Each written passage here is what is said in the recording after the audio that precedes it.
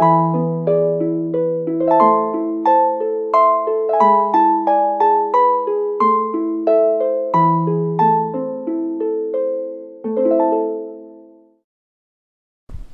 Time हम लोगों ने नेगेटिव लिस्ट स्टार्ट किया, किस सेक्शन में आया था? डी। क्लियर? अभी हम लोगों ने सारे पॉइंट्स तो कवर किए नहीं थे। हम लोगों ने जो देखा था, सबसे पहला पॉइंट ढंग से देख लें, एक हल्का सा एक सिस्टम बना लिए जाए या आखिर कितनी चीज़ें हैं नेगेटिव लिस्ट में, मोटा मोटी हमको पढ़ना क्या है। अब बिल्कुल नहीं कोई, देखें इधर, फर्स्ट है सर्विसेज बाय गवर्नमेंट, सेकंड है, ढंग से देखेंगे, services by RBI, services by diplomat foreign diplomatic mission, हाँ या ना? थर्ड क्या है? फॉरेन डिप्लोमेटिक मिशन,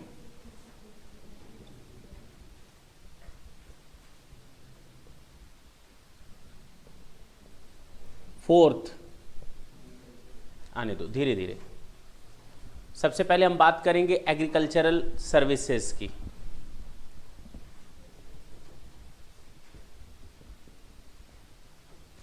एग्रीकल्चरल के बाद मैन्युफैक्चरिंग की, सॉरी, एग्रीकल्चरल के बाद ट्रेडिंग ऑफ गुड्स की,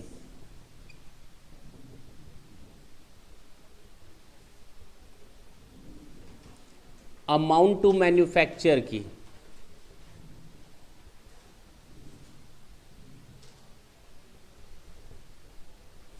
जब ये सामानों की बात हो रही है तो ट्रांसपोर्टेशन ऑफ गुड्स की, बोलो ना, transportation of goods, transportation of passenger की,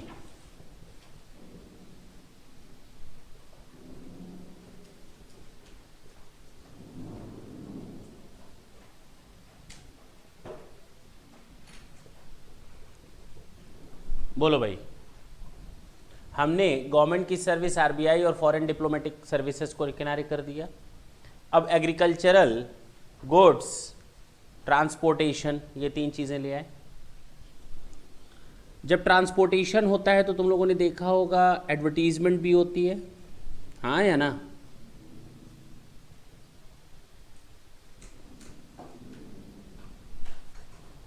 जब ट्रांसपोर्टेशन होगा तो गाड़ियां सड़कों पर चलेंगी, टोल टैक्स देना पड़ता है, नहीं देना पड़ता है?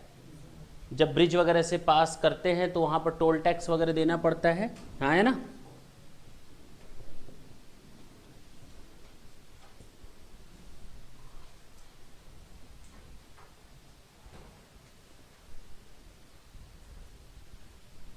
फाइनेंशियल सेक्टर, आप सिक्योरिटीज में जुआ खेलो या जुए में जुआ खेलो, बेटिंग एक्सेट्रा,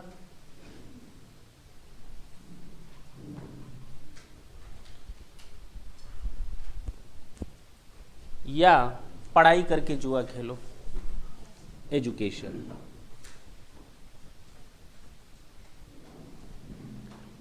ये सर्विसेज हैं नॉर्मली जो नेगेटिव लिस्ट में है। देख लेते हैं, मिला लेते हैं जो मैंने आपको चार्ट दिया है। देखें, सबसे पहले नेगेटिव लिस्ट में services by government, second RBI, diplomatic mission, agricultural produce, trading of goods, amount to manufacture, advertisement, toll tax, betting और gambling, entertainment events and amusement facilities, entertainment events and amusement facilities. चलें आगे। Electricity generation and distribution, transmission and distribution of electricity,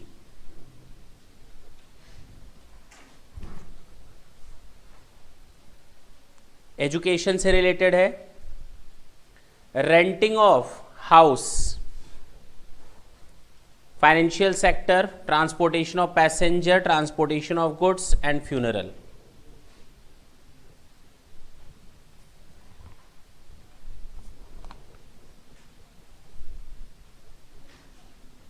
that's it.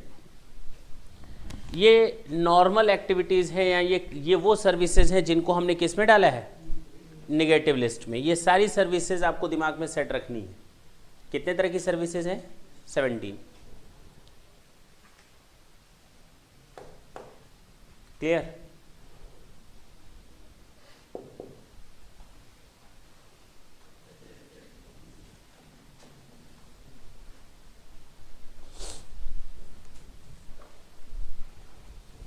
RBI, government या foreign diplomacy किनारे हो गया। Agricultural products यानी कि trading of goods and amount to manufacture किनारे हो गया। गुड्स और पर्सन्स को हम ट्रांसपोर्टेशन देते हैं, transportation of goods and transportation of passengers. जब ट्रांसपोर्टेशन होता है तो मार्केट में ऐड वगैरह देखते हुए चलते हो, नहीं देखते? साथ ही साथ टोल टैक्स लगता है, नहीं लगता? हाँ या ना? वो दो आ गए।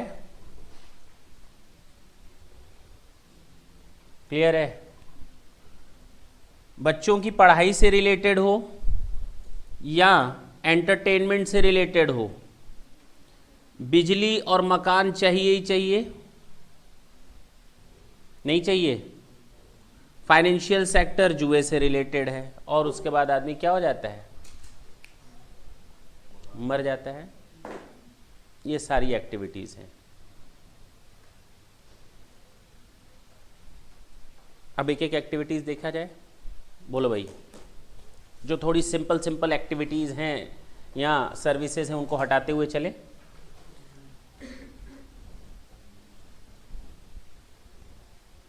हटाए? नोट हो गया ये?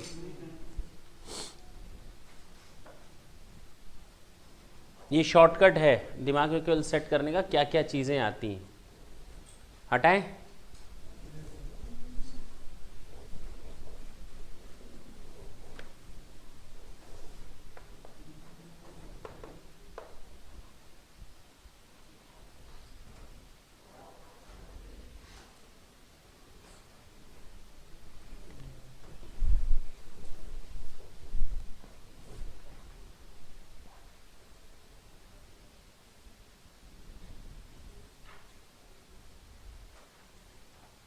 एग्जाम में अगर 5 नंबर का क्वेश्चन आ जाए, list down all those services which are under the negative list, 5 marks का है, केवल आप एक्टिविटीज के नाम लिख दो।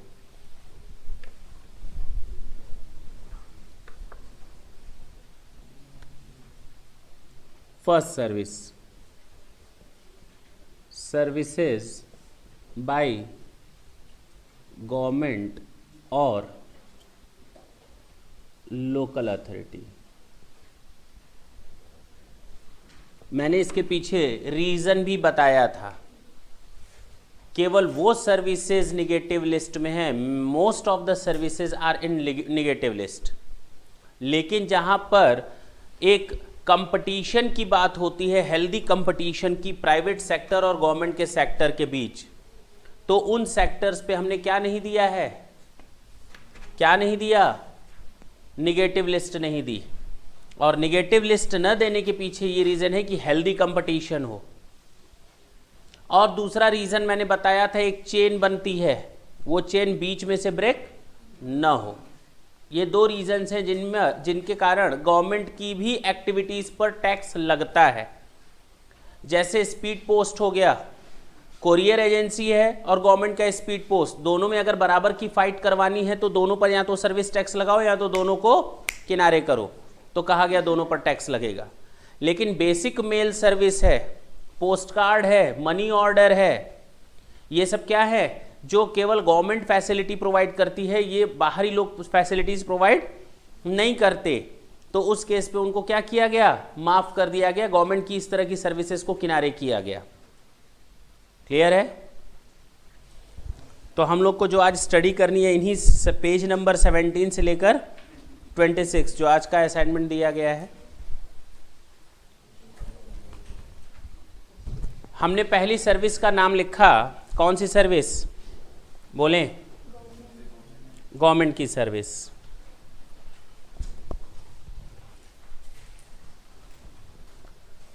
सर्विसेज बाय गवर्नमेंट, कौन सी गवर्नमेंट की बात हो रही है? और लोकल अथॉरिटी, किस लोकल अथॉरिटी की बात हो रही है? आखिर इनमें शामिल क्या क्या है? किस गवर्नमेंट की आप बात कर रहे हो? State government, central government, member of parliament, क्या क्या हमें समझ में नहीं आई। या किस तरह के लोकल अथॉरिटी की बात कर रहे हो? ये डेफिनीशन दी हुई है पेज नंबर 17 पर। गवर्नमेंट में क्या क्या चीजें शामिल होती हैं जरा ढंग से देखें। Government shall include both the central government and state government. It would include various departments also and offices of the central or state government or the union territory administration which carry out their functions in the name and by order of the president of India or the governor of the state.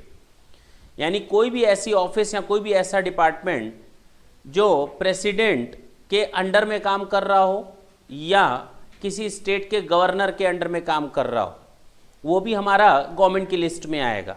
किसकी list में आएगा? Government की list में। फिर से मैं देखता हूँ, government shall include both the state and central government and it would include various departments and offices of the central और स्टेट गवर्नमेंट और यूनियन टेरिटरी एडमिनिस्ट्रेशन। कोई भी ऐसी ऑफिसेज जिनका एडमिनिस्ट्रेशन किसके द्वारा होता है? Which carry out their functions in the name and by the order of the president and the governor of the state. Clear हुआ?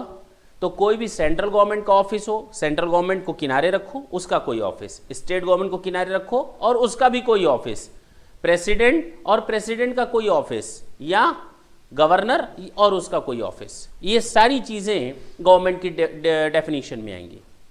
ये लोकल अथॉरिटी क्या है? गवर्नमेंट की डेफिनेशन समझ में आई?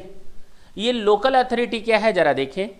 Means panchayat, municipality, municipal committee, cantonment board, regional council, development board and regional council. Again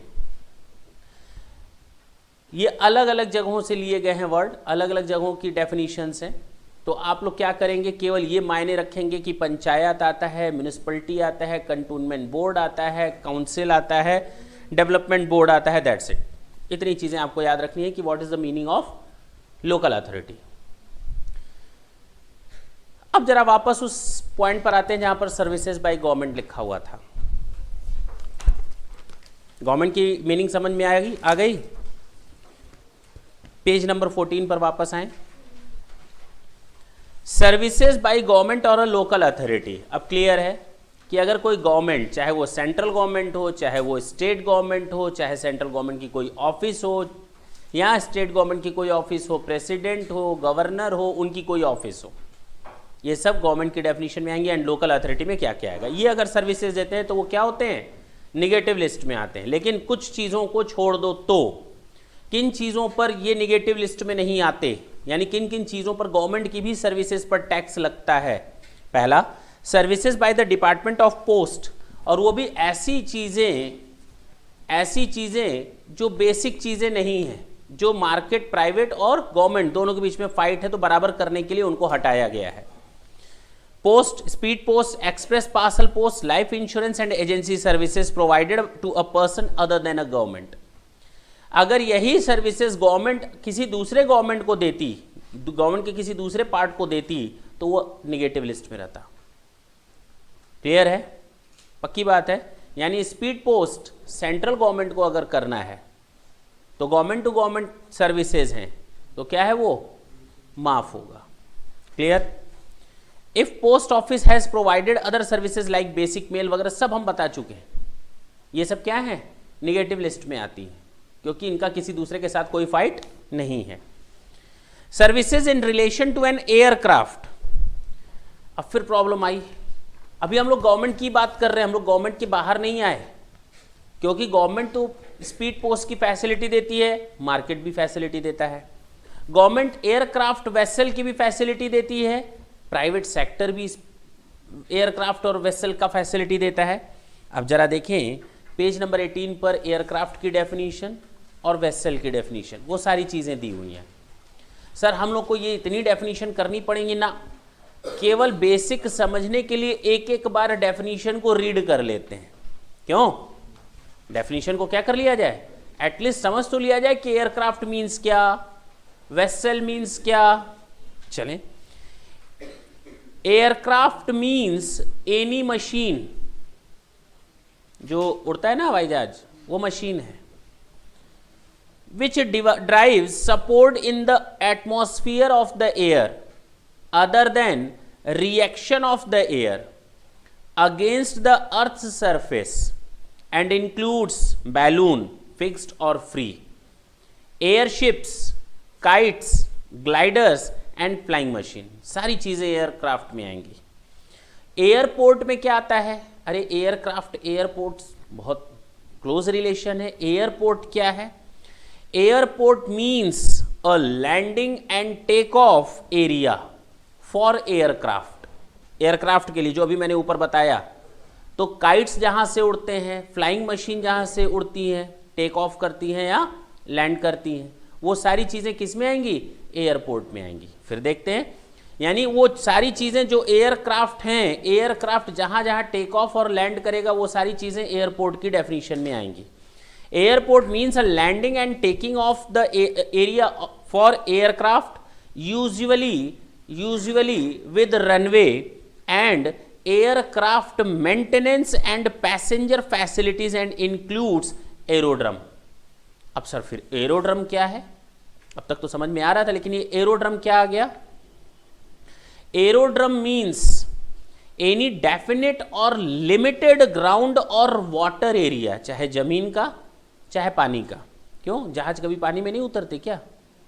हाँ, definite or limited ground. अब ये नहीं अचानक जब जहाज समुद्र में उतर गया तो वो भी एयरपोर्ट बन गया ना, हम उसकी बात नहीं कर रहे। लिमिटेड और डेफिनेट वर्ड लिखा हुआ है, अंडरलाइन कर लें। Aerodrome means any definite or limited ground or water area intended to be used either wholly or in part for the landing or departure of aircraft and includes all buildings, sheds, vessels, piers and other structure thereon or appurtenant thereto।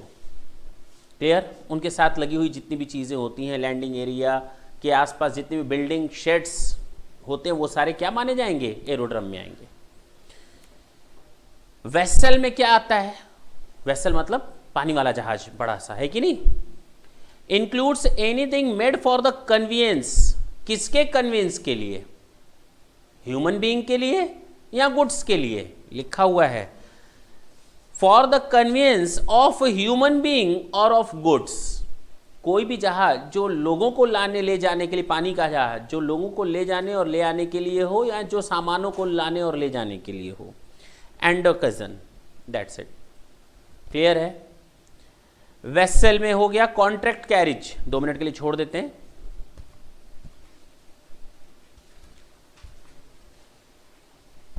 आ जाएं, next page पर लिखा है stage carriage की definition.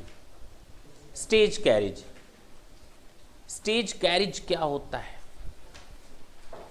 कोई भी ऐसी गाड़ी, motor vehicle जिसमें कम से कम 6 पैसेंजर आप बैठा सको, ड्राइवर को छोड़ करके, जो लोगों को या सामानों को, फिलहाल यहां पर हम लोगों की बात करते हैं, पैसेंजर। स्टेज कैरिज केवल पैसेंजर्स के लिए यूज होता है।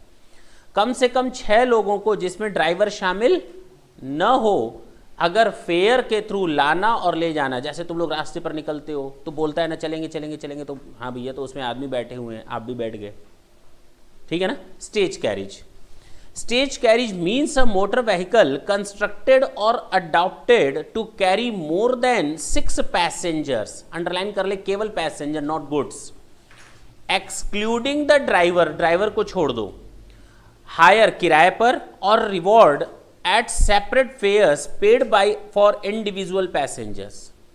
है तो 6 सीटर, कम से कम 6 लोग बैठ सकते हैं, मैंने कहा गाड़ी बुक कर लो, तो मैं अकेले बैठूंगा, तो भी वो स्टेज कैरिज ही है। क्लियर है ना? Or reward at separate fares paid by or for individual passenger either for the whole journey of for stages of the journey. That's it. अब क्लियर हुआ? हाँ है ना? मैंने गाड़ी बुक की लखनऊ से दिल्ली के लिए, सिटिंग कैपेसिटी है 8 पैसेंजर्स की, क्या वो स्टेज कैरिज होगा अगर मैं अकेले गया तो? हाँ हो गया।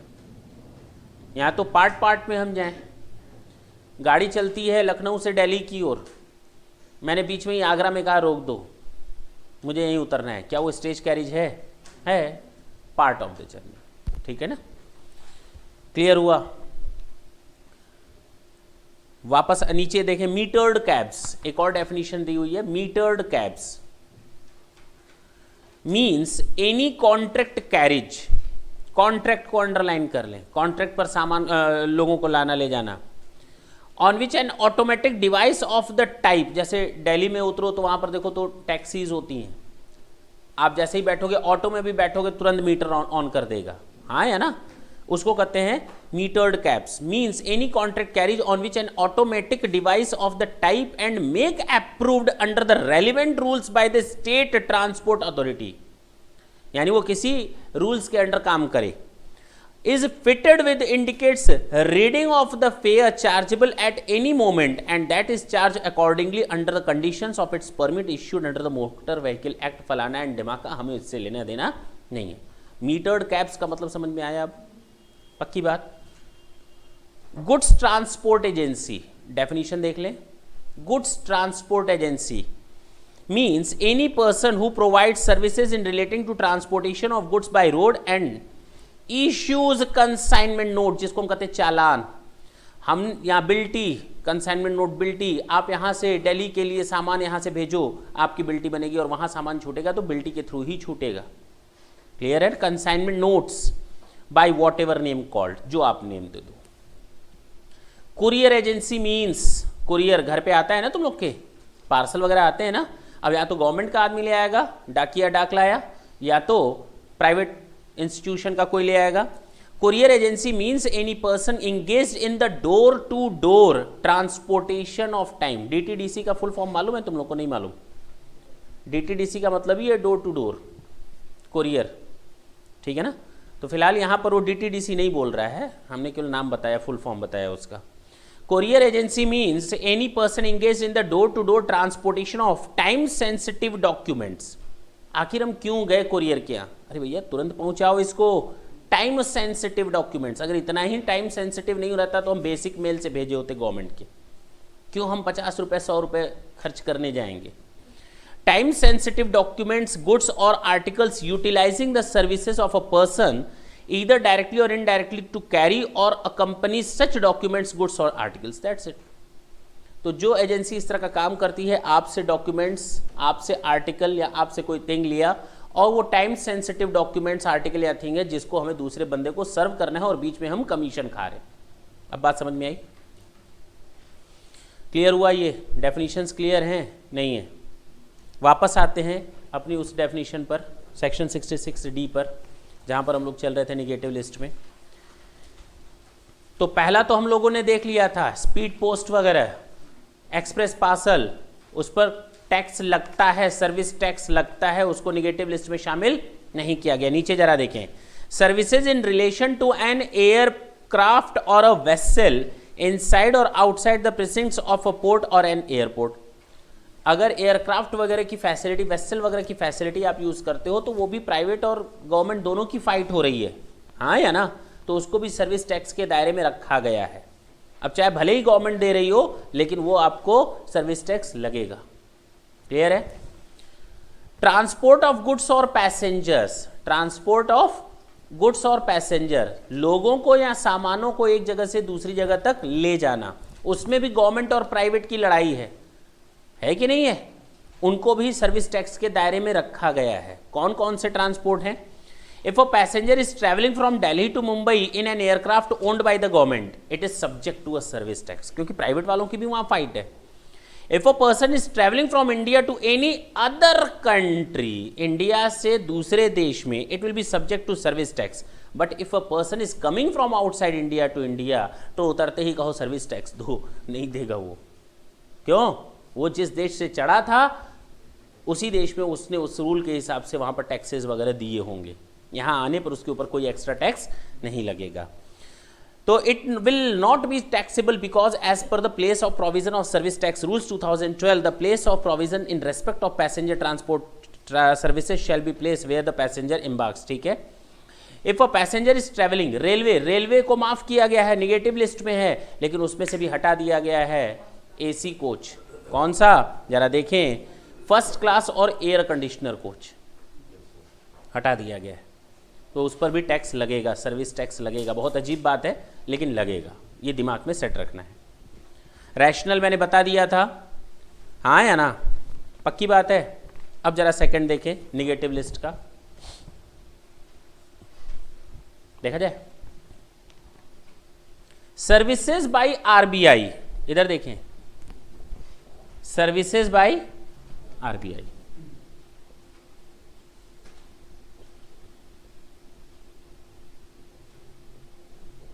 तो आरबीआई टू बैंक्स है, निगेटिव लिस्ट. क्यों? बोलो ना. प्रॉब्लम दो चीजों में आएगी. बैंक टू आरबीआई हो तो क्या होगा? ये तो आरबीआई टू बैंक सर्विसेज थी. आरबीआई ने किसको सर्विसेज दी? बैंक को. हाँ या ना? प्रॉब्लम किस में आएगी? बैंक्स टू आरबीआई अगर सर्विस हो तो क्या होगा? पहली चीज बोलने दो. पहली चीज. दूसरी चीज, पर्सन टू आरबीआई क्या होगा? अगर कोई पर्सन आरबीआई को सर्विसेज दे रहा है तो टैक्स लेगा वो आरबीआई से. क्या दिक्कत है? क्या दिक्कत है? सर्विस टैक्स चार्ज करके लेगा अपना पैसा. लिखे यहां पर.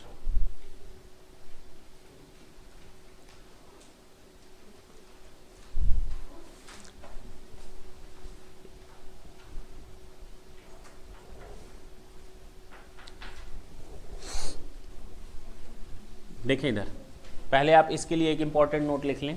Services by government, important note.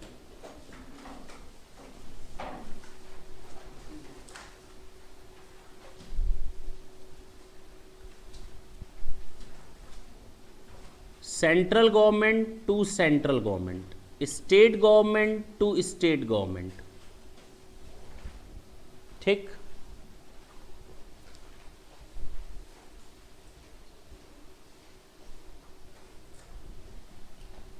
अब एक बात बताना, ढंग से सुनना. सेंट्रल गवर्नमेंट से सेंट्रल गवर्नमेंट, क्या हिंदुस्तान में दो प्रधानमंत्री हैं क्या? दो सेंट्रल गवर्नमेंट चलती हैं एक? तो ये सेल्फ सर्विस हो गया. क्या हो गया ये?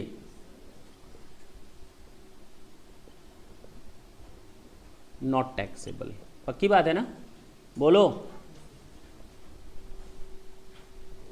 State government, same state government, तो भी ये क्या माना जाएगा?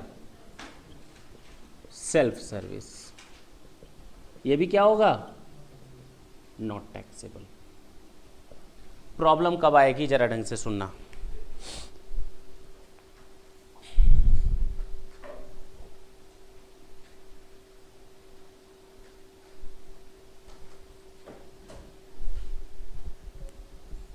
यहां तक कोई दिक्कत?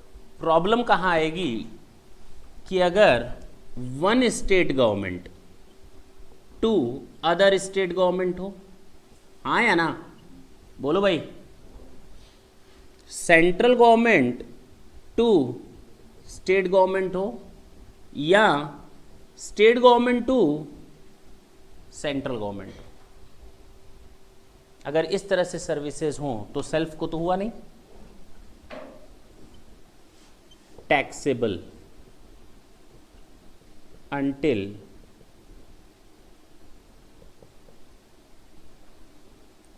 not covered, या कह सकते हो if not covered in where negative list। अगर नेगेटिव लिस्ट कहती है ये सर्विसेज टैक्सेबल हैं ही नहीं तो ठीक है, कोई भी किसी को भी दे दे टैक्सेबल नहीं होगा, लेकिन अगर वो नहीं बोलता तो टैक्सेबल हो जाएगा। फिर से समझना, अगर निगेटिव लिस्ट में शामिल है तो कोई किसी को भी दे दे, किसी को भी कोई सर्विस दे दो, टैक्सेबल तो है ही नहीं। लेकिन एक स्टेट गवर्नमेंट दूसरे स्टेट गवर्नमेंट को, एक स्टेट गवर्नमेंट सेंट्रल गवर्नमेंट को, सेंट्रल गवर्नमेंट स्टेट गवर्नमेंट को सर्विसेज देते हैं तो भी वो टैक्सेबल हो जाएंगे अगर वो निगेटिव लिस्ट में शामिल नहीं है तो। क्लियर हुआ? हटा सकते हैं इसको।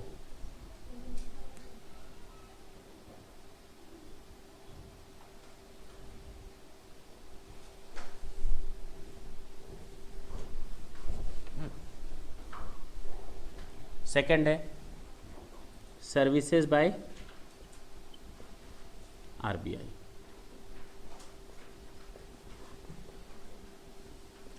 नोट लिखें इस पर।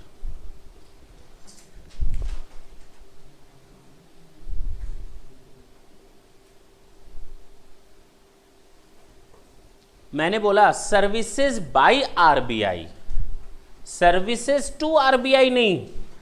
मैंने क्या बोला? RBI to banks. तो यहां सर्विस कौन दे रहा है? आरबीआई। ये निगेटिव लिस्ट में है, नॉट टैक्सेबल है। बोलते क्यों नहीं? लेकिन अगर मैं बोलूं बैंक्स टू आरबीआई या पर्सन टू आरबीआई, कोई बाहरी पर्सन आरबीआई को फैसिलिटी दे रहा है, सर्विसेज दे रहा है, अब चाहे डिजाइन बनवाना हो, कुछ भी करना हो, किसी भी तरह की सर्विसेज हो, ये टैक्सेबल है। फिर वही चीज, टैक्सेबल कब होगा? अगर कोई सर्विस निगेटिव लिस्ट में है तो भी टैक्सेबल नहीं होगा। हाँ या ना? तो यहां लिख दें if not covered in negative list. Confusion नहीं ना हो रहा कहीं? अगर कोई भी सर्विस निगेटिव लिस्ट में है तो कोई भी किसी को भी दे दे, वो तो नॉन टैक्सेबल है ना। अब चाहे मैं खुद को दूं, किसी दूसरे को दूं, गवर्नमेंट को दूं, सब माफ है, निगेटिव लिस्ट में है तो। हाँ या ना? तो अगर हम आरबीआई को सर्विसेज दे रहे हैं और ऐसी सर्विसेज क्या हैं निगेटिव लिस्ट में है तो सब माफ है। लेकिन अगर हम आरबीआई को फैसिलिटीज दे रहे हैं, सर्विसेज दे रहे हैं और वो निगेटिव लिस्ट में नहीं है तो टैक्सेबल हो ही जाएगा, सोचना ही नहीं।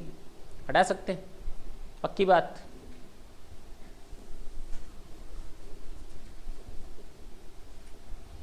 Point number 3,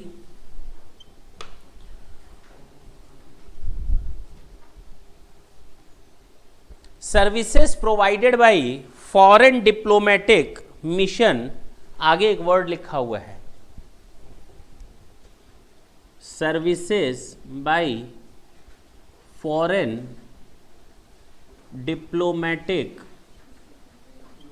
mission located in outside India ना, बोलो ना, in India, not outside India.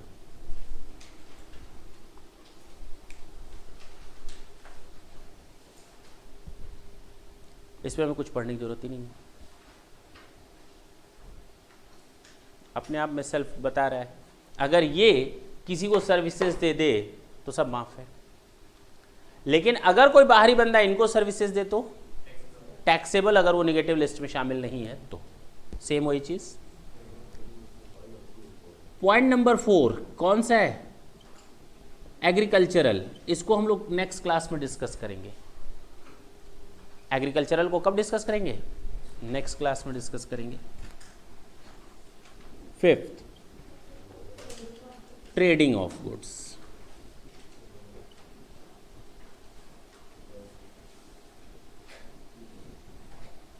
अरे हम सर्विसेज की बात कर रहे हैं, सर्विसेज की बात कर रहे हैं तो ट्रेडिंग ऑफ गुड्स तो टैक्सेबल होगा ना। क्यों? दैट ट्रेडिंग ऑफ गुड्स तो सर्विस होता ही नहीं। सामान खरीदना और बेचना सर्विस कौन सी है उसमें, क्यों? तो वो सर्विस नहीं माना जाएगा। जिस शॉपकीपर से आपने सामान खरीदा है वो ट्रेड कर रहा है इस सामान में, तो क्या है? ट्रेडिंग ऑफ गुड्स, न कि सर्विस। वो सामान में क्या कर रहा है? ट्रेड कर रहा है।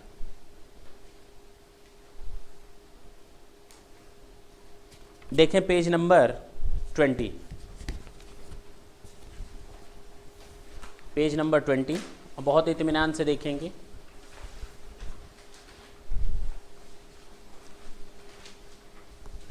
अगर कोई बंदा कमीशन लेकर के सामान, मैंने एक अपने एजेंट को कहा ये लो कमीशन मेरा सामान बिकवा दो, क्या वो ट्रेडिंग कर रहा है? अरे नहीं, ट्रेडिंग तो मैं कर रहा हूं, मैं सामान बेच रहा हूं, वो तो ओनर है ही नहीं, कच्चा आढ़तिया और पक्का आढ़तिया। याद आया? तो अगर कोई कस्टम हाउस एजेंट है, CHA लिखा है, उसको कर दे कस्टम हाउस एजेंट। अगर कोई कस्टम हाउस एजेंट है या कोई कमीशन एजेंट है, कोई भी कमीशन एजेंट जो केवल कमीशन के बेसिस पर काम कर रहा है, यहां कह सकते हो ब्रैकेट में लिख दो कच्चा आढ़तिया।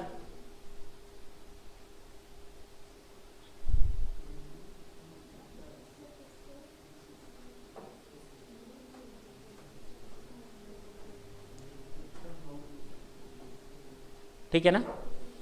Activities of a commission agent, selling goods on behalf of another for a commission। हाँ या ना? ब्रैकेट में लिख दो टैक्सेबल, ब्रैकेट में लिख दो टैक्सेबल। नहीं समझ में आई बात? मैं कमीशन लेकर के काम कर रहा हूं, तुम अपनी पेन दो बेचने के लिए, मैं बेच करके दिखाऊं, क्या मैं सामान का मालिक हो गया? इसका मतलब मैं बीच में क्या कर रहा हूं? सर्विसेज ही तो दे रहा हूं। कमीशन की बेसिस पर मैं अपनी सर्विसेज ही तो सेल कर रहा हूं। क्या यहां मैंने सामान खरीदा या बेचा? क्या मैंने तो कुछ खरीदा नहीं, मैंने तो कुछ बेचा नहीं, मैंने तो कमीशन बेसिस पर मैंने केवल सर्विसेज दी हैं, खरीदवाने की और बिकवाने की। अब क्लियर है? मैं खरीद नहीं रहा हूं क्योंकि मैंने तो अपने नाम से सामान खरीदा नहीं। मैं जब खरीदा नहीं तो बेच कैसे सकता हूं? मैंने आपसे केवल सामान लिया और उसको सेल करवाया। ठीक है ना? और बीच में मैंने कौन सी सर्विसेज दी? कमीशन बेसिस मैंने सर्विसेज दी। These services are very much taxable. क्या है ये? जरा देखें। The services provided by commission agent or a clearing and forwarding agent are not in the nature of trading of goods. ये trading of goods है ही नहीं, तो ट्रेडिंग ऑफ गुड्स तो निगेटिव लिस्ट में है। सामान को खरीदो और बेचो तो निगेटिव लिस्ट में है ना, लेकिन ये तो ट्रेडिंग ऑफ गुड्स है ही नहीं। मैं अपने कमीशन एजेंट की बात कर रहा हूं। आपने जो सामान खरीद करके बिकवाया वो आपका ट्रेडिंग ऑफ गुड्स है, वो सर्विस टैक्स के दायरे में नहीं आएगा। लेकिन मैं जो बीच में आपको सर्विसेज प्रोवाइड कर रहा हूं वो मेरी सर्विसेज के दायरे में आएंगी, क्योंकि वो निगेटिव लिस्ट में नहीं है ना। हाँ, ट्रेडिंग ऑफ गुड्स कौन सा निगेटिव लिस्ट में सर्विसेज देना कौन सा निगेटिव लिस्ट में आएगा? नॉर्मली सारी सर्विसेज हैं, टैक्सेबल हैं। तो अगर मैं कमीशन बेसिस पर भी आपको सर्विसेज दूं तो वो टैक्सेबल सर्विसेज होंगे। पक्की बात? लास्ट क्लास में मैंने कच्चा आढ़तिया और पक्का आढ़तिया बताया था, थे आप? हाँ या ना? कच्चा आढ़तिया क्या होता है? कच्चा आढ़तिये का मतलब जो केवल कमीशन के लिए काम करता है। आप लोग रिचार्ज कार्ड खरीदने जाते हो मोबाइल में, कहते हो 100 रुपये की आइडिया दे दो, 50 रुपये का वोडाफोन दे दो, तो वो आपके अकाउंट में चार्ज करवाने के लिए कार्ड देता है। वो कार्ड पर लिखा रहता है 50 रुपया। बात समझना पहले, वो उसके जगह पर रखा हुआ है।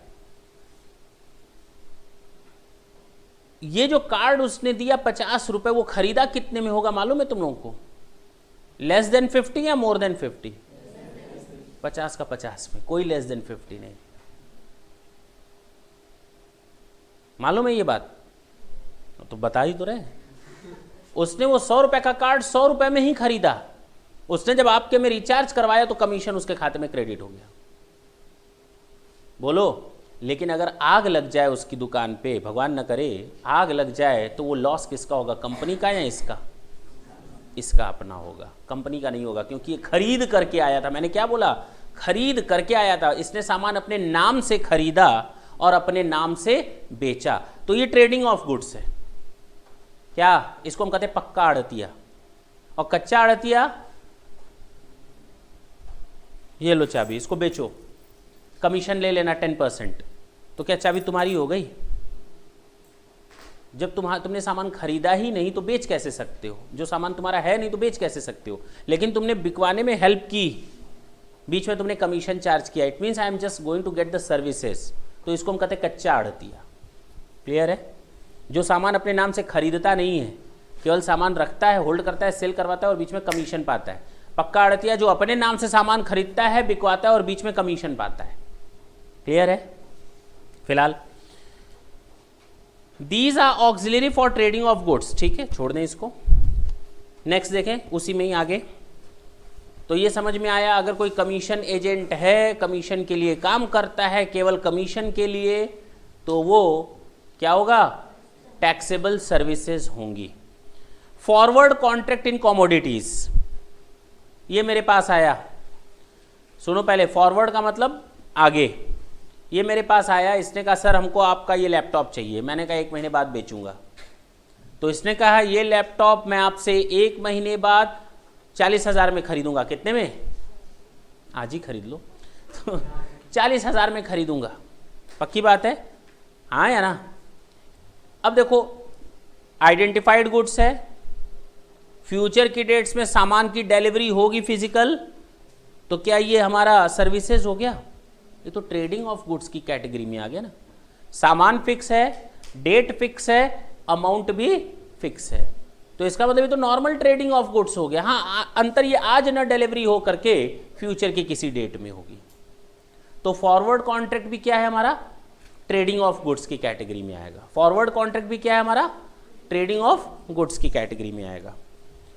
लिखा हुआ है forward contracts would be covered under trading of goods as these are the contract which involves transfer of title in goods on a future date at a pre determined price. पूर्व निर्धारित मूल्य पर ही इसको फ्यूचर डेट पर deliver किया जाएगा। Clear हुआ? आगे बढ़ सकते हैं। तो ट्रेडिंग ऑफ गुड्स में एक तो इमीडिएट डिलीवरी होती है, वो हमारा सर्विसेज नहीं होता। कमीशन बेसिस पर काम करते हैं तो वो सर्विसेज टैक्सेबल होती हैं। और फॉरवर्ड कॉन्ट्रैक्ट हमारा एक तरह से डिलीवरी ही होती है फिजिकल, एक तरह से क्या डिलीवरी ही होती है फॉरवर्ड कॉन्ट्रैक्ट में सामान की, तो वो भी हमारा ट्रेडिंग ऑफ गुड्स की कैटेगरी में ही आएगा।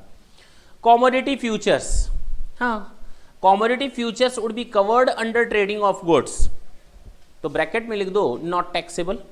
In commodity futures, actual delivery of goods doesn't normally takes place and the purchaser under a future contract for delivery on the same date. केवल ब्रैकेट में लिख दें आप नॉट टैक्सेबल, क्योंकि commodity का लेन देन हो रहा है, सर्विसेज नहीं है यहाँ। आगे देखें, ऑक्सिलरी सर्विसेज, सहायक सर्विसेज, ढंग से सुनना, रिलेटिंग टू फ्यूचर कॉन्ट्रैक्ट्स और कॉमोडिटी फ्यूचर, वही तो था। कमीशन हाउस एजेंट क्या था, कस्टम हाउस एजेंट या कमीशन एजेंट, फॉरवर्डिंग एजेंट्स, ये सब क्या है? ये सब बीच में ऑक्सिलरी सर्विसेज ही तो दे रहे हैं। हमारा सामान सेल करवाने के लिए बीच में सहायक सर्विसेज ही तो दे रहे हैं, नहीं दे रहे? नहीं दे रहे, उन्हीं की बात कर रहे हैं। अगर हमारा सामान सेल करवाने में कोई ऑक्सिलरी सर्विसेज दे रहा है तो क्या होगा? ऑक्सिलरी का मतलब होता है सहायक। Auxiliary services relating to future contract, जो अभी ऊपर पढ़ा था हम लोगों ने, फ्यूचर कॉन्ट्रैक्ट और commodity futures. Such services provided by commodity exchange clearing house or agent would not be covered in the negative list entry relating to trading of goods. Relating to trading of goods यानी कि ये taxable हैं। It is relevant to note here that in common parlance, ये 4 line आप पढ़ें, note खुद पढ़ें, फिर उसके बाद हमें बताएं।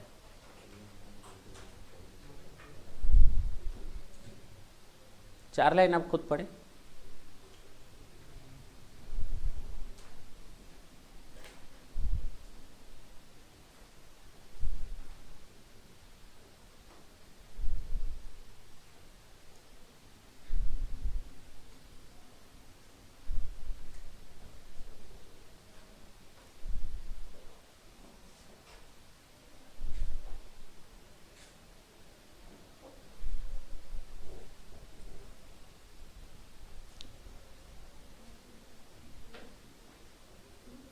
लिखा हुआ है ना साफ साफ कि such services provided by commodity exchange clearing houses or agents would not be covered in the negative list.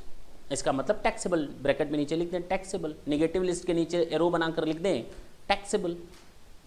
Auxiliary services क्या है? टैक्सेबल है, सर्विसेज दी जा रही है ना, बात खत्म। सामान बिकवाने में मैं हेल्प कर रहा हूं, मैं आपको ऑक्सिलरी सर्विसेज दे रहा हूं, तो आप मुझे जो भी कमीशन वगैरह दोगे वो हमारी सर्विस हो गई, सर्विस के बदले मुझे कमीशन मिल रहा है, तो क्या है ये?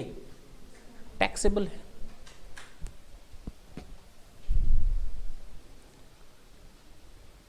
ठीक है ना? तो दोनों में फर्क समझना, trading of goods and trading of services, दोनों में फर्क समझना है। सिक्योरिटीज में क्या क्या शामिल होगा? Share, script, stocks, bonds. अब सर ये सिक्योरिटीज क्यों आप बीच में बोल दिए? जब हम गुड्स की डेफिनेशन देखते हैं सेक्शन 2D में बताया था, इंडियन कॉन्ट्रैक्ट एक्ट 1872, हाँ या ना? तो गुड्स की डेफिनेशन क्या है वहां पर? इंडियन कॉन्ट्रैक्ट एक्ट में था, sale of goods act, sorry गलत निकल गया, सेल ऑफ गुड्स एक्ट में गुड्स की डेफिनेशन क्या दी है? लिखवाया है मैंने कहीं पर, खोजें, पढ़ें और बताएं। लास्ट असाइनमेंट्स में मैंने गुड्स की डेफिनेशन दे रखी है, नहीं दे रखी तो भी बता देंगे आप।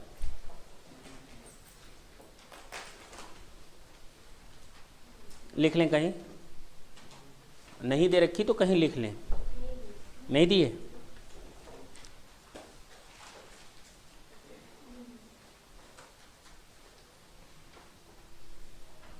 Meaning of goods, meaning of goods, it means every kind of movable property, underline कर लेंगे मूवेबल पर। It includes every kind of movable property, it includes every kind of movable property other than actionable claim and money,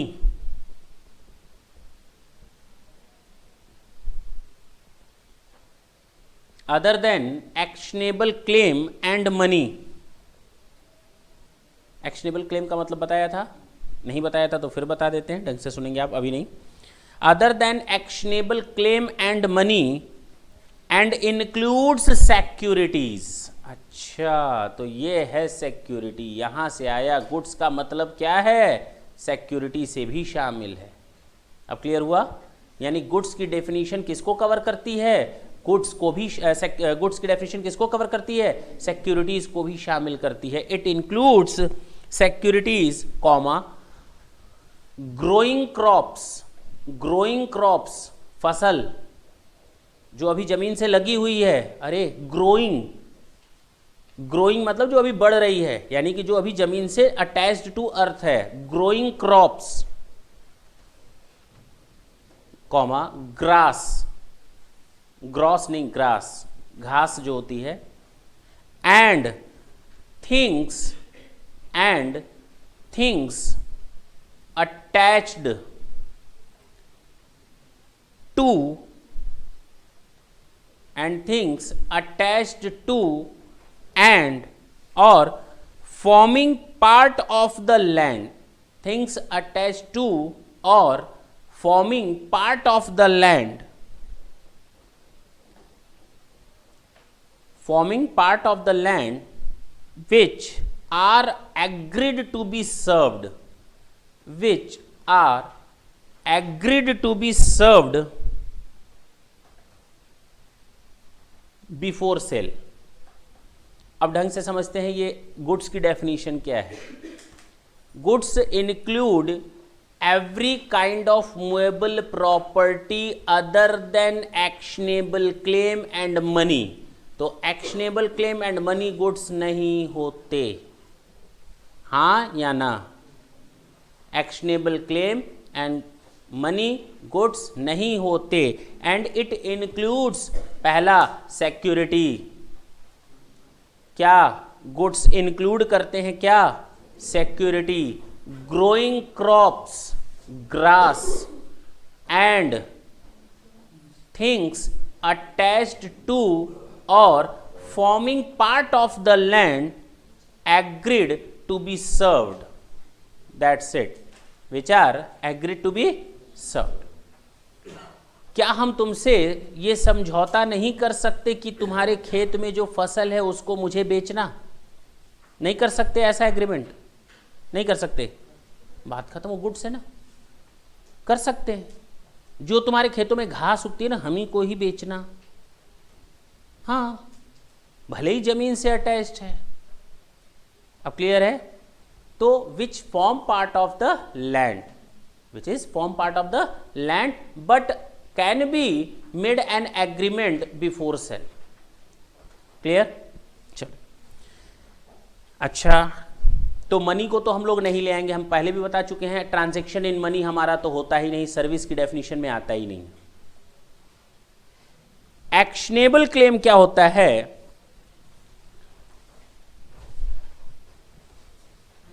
unsecured loans बताया था, याद होगा, unsecured dates, हाँ या ना, बताया था कि नहीं? बताया था। And right to participate in the draw to be held in a lottery, lottery में पार्टिसिपेट करना, तो अनसिक्योर्ड लोन एंड लॉटरी दोनों हमारे अनसिक्योर्ड एक्शनेबल क्लेम माने जाते हैं। वापस आते हैं उस चीज़ पर, ट्रेडिंग ऑफ गुड्स पर, ठीक, तो गुड्स की डेफिनेशन अब समझ में आ गई। इसीलिए यहाँ पर गुड्स में लिखा हुआ है सिक्योरिटीज इंक्लूड्स, आखिर सिक्योरिटी वर्ड कहाँ से आया? उस गुड्स की डेफिनेशन के कारण आया। तो securities includes shares, scripts, stock, bonds, debenture, debenture stock or other marketable securities. अरे मैं तुम्हें शेयर बेचूंगा तो सामान ही तो बेच रहा हूं, मैं अगर तुम्हें शेयर बेचूं तो सामान ही तो बेच रहा हूं, डिवेंचर बेचूंगा तो सामान ही तो बेच रहा हूं, बॉन्ड्स अगर मैं बेचूं तो सामान को ही तो बेच रहा हूं, हाँ या ना? आप मुझे पेमेंट सर्विस का दे रहे हो या सामान का दे रहे हो? सामान का दे रहे हो, आर्टिकल्स का दे रहे हो, हाँ या ना? और वो आर्टिकल्स क्या है? Securities, in form of securities. तो shares, scrip, stocks, bonds, debenture, debenture stock or other marketable securities of a like nature in derivatives, units or any other instrument छोड़ दें इसको, म्यूचुअल फंड वगैरह सब आ जाएगा। क्लियर है? Government securities, such other instrument it as may be declared by the central government to be securities and right or interest in securities। यानी securities में लेन then हमारा गुड्स माना जाता है, और जब गुड्स की बात आती है तो गुड्स तो हमारा सर्विस होता ही नहीं, और अगर गुड्स में ट्रेडिंग करेंगे तो वो सर्विस टैक्स के दायरे में आएगा ही नहीं। लेकिन हाँ, जो बीच की ऑक्सिलरी सर्विसेज होती हैं ना, वो हमारी सर्विस टैक्स के दायरे में आएंगी। क्लियर है? चल, तो हम लोग को ट्रेडिंग ऑफ गुड्स में अब कहीं कोई दिक्कत नहीं आने वाली, ये तो पक्की बात है। आगे चल सकते हैं, वापस आए उस पेज पर जहां मैंने निगेटिव लिस्ट की डिटेल लिखवाई थी। ट्रेडिंग ऑफ गुड्स, एग्रीकल्चर के बाद ट्रेडिंग ऑफ गुड्स, और उसके बाद amount to manufacture or production of goods. Amount to manufacture जानते हो? सुन लो, मैं असम गया और आसाम से मैंने चाय पत्ती के बड़े बड़े बॉक्स खरीदे, जिसमें एक बॉक्स में 200-200 किलो चाय पत्ती है। वो बॉक्स मैंने अपने शहर में मंगवाए और छोटे छोटे बॉक्स में ट्रांसफ़र कर दिया, हाँ या ना? और उनको सेल किया। क्या ये मैन्युफैक्चर हो गया? हाँ, हो तो गया। अगर मैं ये एफर्ट नहीं करता, तुम लोग टाटा चाय पियो या ताज़ा चाय पियो, मार्केट में गए, दोनों एक ही जगह की एक ही फसल की चाय पत्तियां हैं दोनों में, तुम्हें कैसे पता चलेगा? तुम तो दुकानदार के पास जाओगे, कहोगे ताज़ा देना, वो ताज़ा दे देगा, टाटा देना, वो टाटा दे देगा, तुम्हें क्या मालूम अंदर क्या है? देखो तो उन लोगों ने केवल बड़े पैकेट से निकाल करके छोटे पैकेट में डाल दिया। ग्लूकॉन डी, अगर मैं उसी को ही ग्लूकॉन सी करके बेचूं तो बड़े बॉक्स आते हैं, एक एक बॉक्स में 1000 किलो ग्लूकोज पड़ा रहता है, डुबकी लगाओ ना, उसमें पाउडर के फॉर्म में होता है, हाँ या ना? बड़ा अच्छा लगता है, मीठा मीठा, नहीं? उसको उस छोटे छोटे पैकेट्स में डालो, हो गया। आप जो पूजा अगरबत्ती लाते हो, पूजा नाम से नहीं, पूजा अगरबत्ती जो पूजा पाठ के लिए यूज़ होती है, वो बोरे भर भर के आती हैं। किस में आती हैं? बोरे भर भर के आती है। आप उसमें से 10 निकालो, फ्लेवर डालो, केवल ट्रांसफ़र कर दो, पैकेट्स अपने नाम से मार्केट में बेचो। आप ना बनाओ ना, बात समझ में आई? बड़े बड़े लोहे के रॉड्स होते हैं कि नहीं? आप उनको केवल कट पीस करते हो, क्या हो गया, उसको मार्केट में बेच सकते हो? नहीं बेच सकते। ये सब क्या है? अमाउंट टू मैन्युफैक्चर है। आप उनकी आइडेंटिटी चेंज कर रहे हो, सामान की क्या चेंज कर रहे हो? आइडेंटिटी चेंज कर रहे हो। ये जब सीए फाइनल में या सीएस फाइनल में आओगे तो तुम लोग को अपने आप पता चलेगा, हमें ये सब बताने की जरूरत नहीं पड़ेगी। ठीक है, ये amount to manufacture. Amount to का मतलब होता है, यहाँ अमाउंट का मतलब रुपया नहीं है, पहले तो दिमाग से निकाल लो, सर ये अमाउंट लिखा है तो रुपये से मतलब है ना। अमाउंट का मतलब डीम्ड, लिख लो कहीं, अमाउंट का मतलब डीम्ड, माना जाना। अमाउंट टू मैन्युफैक्चर यानी कि माना जाना, मैन्युफैक्चर माना जाना, प्रोडक्शन मानो, ठीक है ना। एक्चुअल में देखो तो उनकी वही आइडेंटिटी रही जो बड़े बॉक्स में थी, ग्लूकोज की वही छोटे बॉक्स में है, लेकिन नाम चेंज होने से उनकी आइडेंटिटी और मार्केटिंग चेंज हो गई।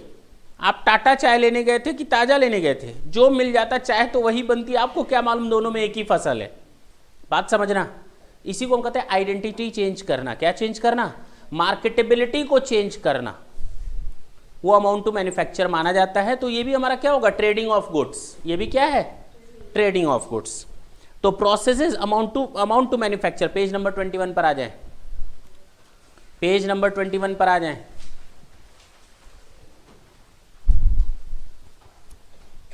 है ना? Processes amounting to manufacture or production of goods. Any process amount to manufacture or production of goods shall not be taxable. सीधी सी बात है, वो तो गुड्स हो गया ना, गुड्स हो गया। प्रोडक्शन या मैन्युफैक्चर या ट्रेडिंग में आ गया। This entry covers manufacturing activities carried on contract or job work basis which does not involve transfer of title of goods, provide duties of excise are leviable on such processes. ठीक है, अगर किसी सामान पर central excise duty लगती है, मैंने क्या कहा, फाइनल में आओगे तो पता चलेगा। और फाइनल में क्या पढ़ोगे? Central excise. और एक्साइज में ही इस चीज़ को बड़े अच्छे तरीके से 8-10 पेजेस में डिफाइन किया गया है, अमाउंट टू मैन्युफैक्चर। एक से एक केस लॉ पढ़ने को मिलेंगे तुम लोग को, ठीक है ना। ये अमाउंट टू मैन्युफैक्चर है, ये अमाउंट टू मैन्युफैक्चर नहीं है। इस केमिकल को इस केमिकल के साथ मिलाया, ये अमाउंट टू मैन्युफैक्चर है या नहीं है, वो सब मिलेगा। तो फिलहाल यहाँ पर अगर हम बात करें अमाउंट टू मैन्युफैक्चर, तो वहाँ पर सेंट्रल एक्साइज एक्ट 1944 में तुम लोग एक चीज़ पढ़ोगे कि चार्जेबिलिटी कैसे होती है। मैं एक लाइन बताता हूं, there must be a goods, goods की डेफिनेशन देख ली, there must be goods, goods must be produced or manufactured, there must be a goods, good must be manufactured or produced, where? In India, that's it. अगर ये तीन शर्तें पूरी होती हैं तो वहां सेंट्रल एक्साइज लग जाता है, सेंट्रल एक्साइज ड्यूटी लग जाती है। अगर गुड्स है, गुड्स प्रोड्यूस या मैन्युफैक्चर्ड है और इन इंडिया है, तो चार्जेबिलिटी हो जाती है एक्साइज ड्यूटी की। और गुड्स कब मैन्युफैक्चर माना जाता है? जब एक आइडेंटिटी छोड़कर वो दूसरी आइडेंटिटी को अचीव करता है। तो अपनी पुरानी आइडेंटिटी को छोड़ करके, गाय के गोबर से तुम लोगों ने बनाते हो ना, क्या बनाते हो? कुछ बनाते हो ना, वो भी यहाँ लिखा हुआ मिलेगा, फाइनल में पढ़ोगे, वो भी मार्केटेबिलिटी हो जाती है। क्या बनाते हो? उपले हैं? अब जो बनाते हो, अब हमें खाना खाते हो दूसरी बात है, हमें नहीं मालूम। देखो इधर देखो, इधर देखो, अब हमें नहीं मालूम, सुनो इधर। तो वो जो बनाते हो वो भी क्या है? मैन्युफैक्चर है। हाँ, अलग अलग नाम है। तो ये सेंट्रल एक्साइज है, ठीक है। तो सेंट्रल एक्साइज एक्ट में तुम लोग पढ़ोगे अमाउंट टू मैन्युफैक्चर। तो अगर जहां पर सेंट्रल एक्साइज लगता है, इसका मतलब वो ट्रेडिंग ऑफ गुड्स है, वो गुड्स है, वो अमाउंट टू मैन्युफैक्चर है। नहीं समझे? जिस चीज को एक्साइज ने कवर कर लिया, इसका मतलब वो गुड्स को कवर कर रहा है, और जब वो गुड्स को कवर कर रहा है तो वो सर्विस तो है ही नहीं। हाँ या ना? तो कोई चीज सर्विस नहीं है चेंज होने के बावजूद, कोई भी चीज सर्विस है चेंज होने के बावजूद, अगर वो सेंट्रल एक्साइज एक्ट कवर नहीं करे तो। अब क्लियर है? एक ही साथ दो दो एक्ट तो नहीं लगाओगे कि ये गुड्स भी है ये सर्विस भी है, उधर कहते हो गुड्स है इधर कहते हो सर्विस है। अगर उसने मान लिया कि गुड्स है, प्रोडक्शन है, अमाउंट टू मैन्युफैक्चर है, तो उसको यहाँ छोड़ दो ना, फिर यहाँ क्यों टैक्स लगा रहे हो? वही चीज बोल रहा है, This entry covers, in other words, if central excise duty is leviable on a particular process as the same amount to manufacture, then such process would be covered in the negative list. इसको underline कर लो और कुछ पढ़ने की जरूरत ही नहीं है तुम लोग को, केवल यही पॉइंट नंबर 2 पढ़ लोगे, बात खत्म। अगर सेंट्रल एक्साइज एक्ट कवर करता है किसी चीज को अमाउंट टू मैन्युफैक्चर में, तो वहां पर सर्विस टैक्स उसको किनारे कर देता है, क्योंकि वो गुड्स की डेफिनेशन में चला गया। अब क्लियर है? वापस आए जहां पर थे हम लोग, पेज नंबर 16 पे।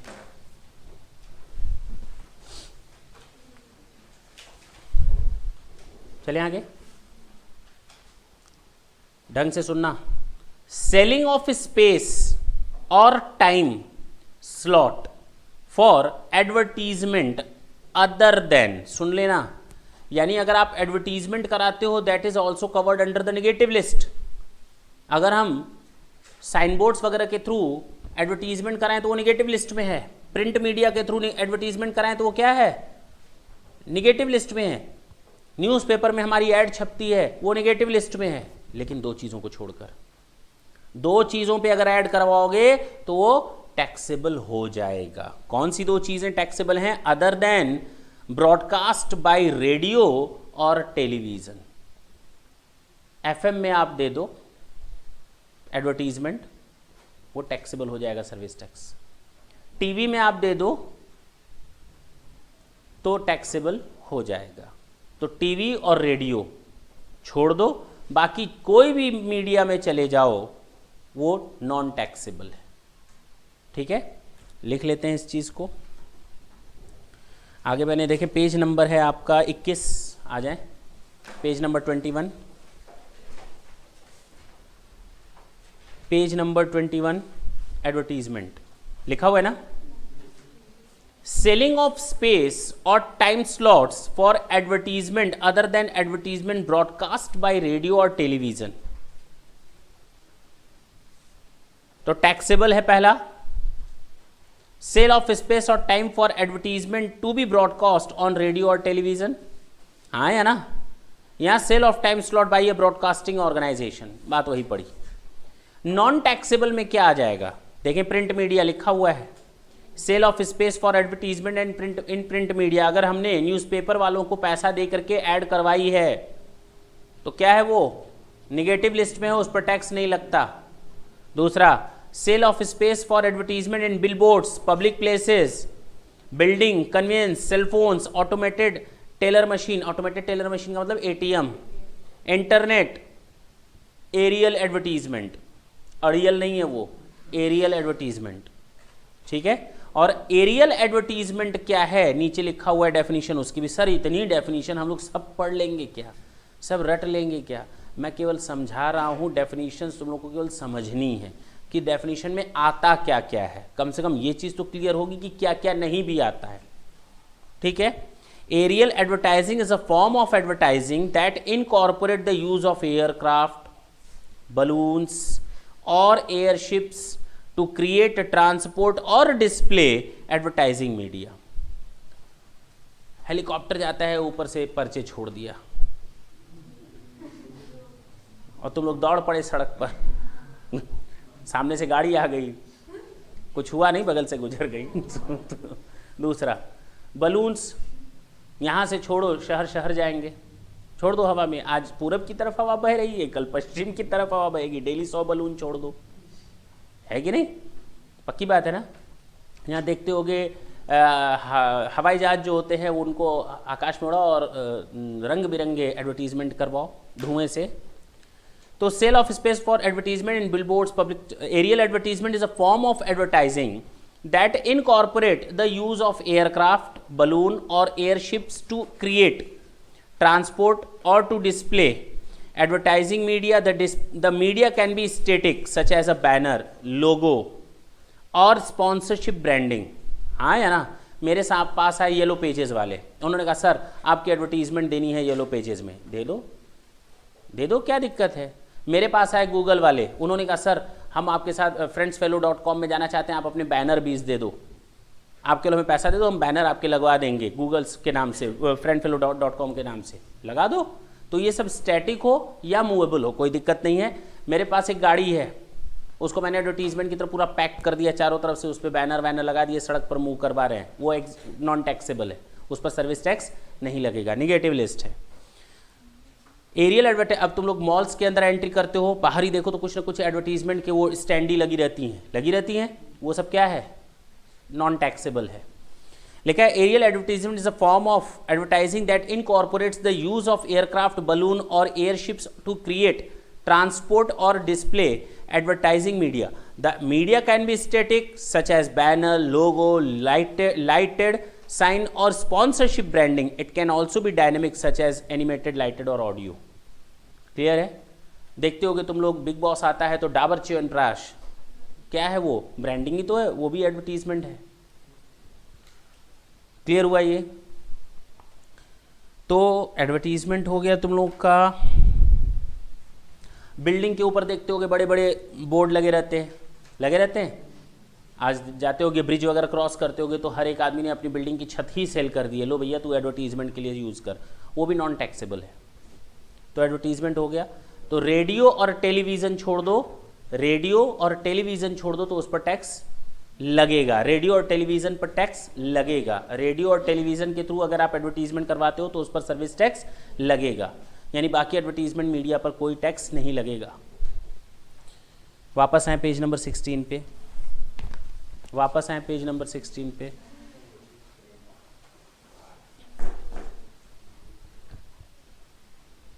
Services by way of access to a road, आपको देखते होगे बड़े बड़े शहरों में बड़ी बड़ी सड़कें 4 लेन बनती हैं, 4 लेन बना तो उस पर टोल टैक्स लगा दिया। और टोल टैक्स सड़क खत्म होने के बाद नहीं होता ये याद रखना। देखना इधर, ये इतनी बड़ी सड़क बनी 4 लेन, आप सोचते हो कभी यहाँ से यहाँ एंट्री हो गई, कभी यहाँ से यहाँ एंट्री हो गई, ठीक है ना। अब बड़ा मज़ा आता है उस पर 4 लेन पर चलाने में, और ख़ासकर लखैरे जो होते हैं वो अपनी मोटरसाइकिल लेकर निकलते हैं शाम को और खूब 100-150 की स्पीड पर, है कि नहीं करें? हाँ देखो इधर तो सुनना ढंग से तुम क्यों हाँ बोले? अच्छा, मतलब बोलना चाह रहे थे। देखो इधर, तो ये अब अगर ब्रिज यहाँ से स्टार्ट हो गई आपका एक्सेस करने के लिए, ये नहीं कि टोल टैक्स यहाँ से खत्म हो गई रोड, अब टैक्स दो यहाँ जाओ तो लोग खूब मजा ले करके पूरा रोड बर्बाद करेंगे। आप रोड के अंदर एंट्री करने के पहले ही टोल टैक्स दे दो, तभी आप एंट्री कर पाओगे। यानी इस रोड पर एक्सेस करने के लिए आपको टोल टैक्स देना पड़ेगा। अब क्लियर है? हाँ या ना? तो सोचो अगर ब्रिज या किसी रोड पर एक्सेस करने के लिए आपको कोई टोल टैक्स देना पड़े अथॉरिटी को, वो निगेटिव लिस्ट में है। सुन लो पहले, लेकिन अगर उस जिसको गवर्नमेंट ने अथराइज किया, जा तू कलेक्ट कर टोल टैक्स, तू कलेक्ट कर, अब ये अथॉरिटी एग्जेम्प्ट है, मतलब इसको कोई सर्विस टैक्स नहीं कलेक्ट करना है या ना देना है। लेकिन अगर ये काम चोर है, इसने बगल वाले से कहा कि जाओ तुम कलेक्ट करो, हम काहे मगजमारी करें, हम दूसरा टोल टैक्स देखें नहीं, दूसरी जगह बनवाएं, इसने इसको ये काम सौंप दिया। अब ये जो सर्विस आपस की है ये टैक्सेबल है, ये याद रखना। अब क्लियर हुआ? हाँ या ना? अगर जिस बंदे को अथराइजेशन मिला है वो कलेक्शन ना करके किसी दूसरे बंदे को अथराइजेशन दे देता है कलेक्शन के लिए, तो वो टैक्सेबल सर्विस में आता है, याद रखना। और इसके लिए मैंने दे रखा है पेज नंबर तुम लोग का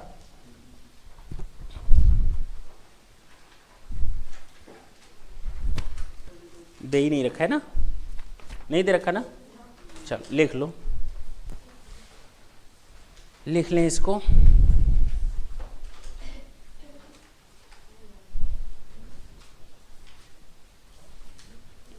मैं पढ़ता हूँ और उसके बाद जो चीज़ इंपॉर्टेंट होगी हम नोट लिख देंगे, तुम लोग स्पेस लेकर के नोट लिख देना उसको। Services provided by way of access to a road or a bridge on payment of toll charges shall not be liable to service tax because these are in negative list. Either you want to enter into the state highway or national highway, doesn't mean at all. चाहे आप national highway में entry करने के लिए toll tax देते हो या state highway में जाने के लिए एंट्री देते हो, टैक्स देते हो, तो the above entry in negative list covers access services of toll. लिखें, अब कहीं पर लिख लें इंपॉर्टेंट नोट, अगर आप कहीं कॉपी में लिख रहे हैं तो भी स्टार पॉइंट्स बना करके लिखेंगे, कन्फ्यूज़न ना हो। अदरवाइज असाइनमेंट में ही लिखेंगे तो ज़्यादा फायदा रहेगा, स्टार बना करके एरो बनाकर वहीं पर लिख दें। Services of toll, services of toll collection, toll collection को अंडरलाइन भी कर लेंगे। टोल कलेक्शन एक ही वर्ड एक ही साथ पढ़ना। Services of toll collection by an independent entity, by an independent entity for a commission, by an independent entity for a commission on behalf of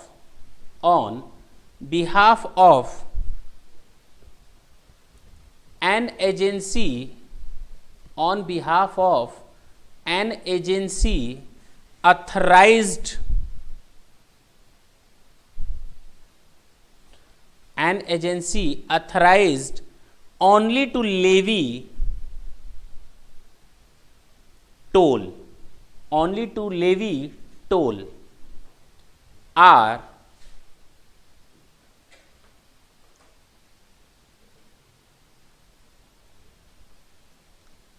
not in negative list, are not covered in negative list, are not covered in negative list, hence taxable। ठीक है ना, hence taxable, याद रहेगा, पक्की बात।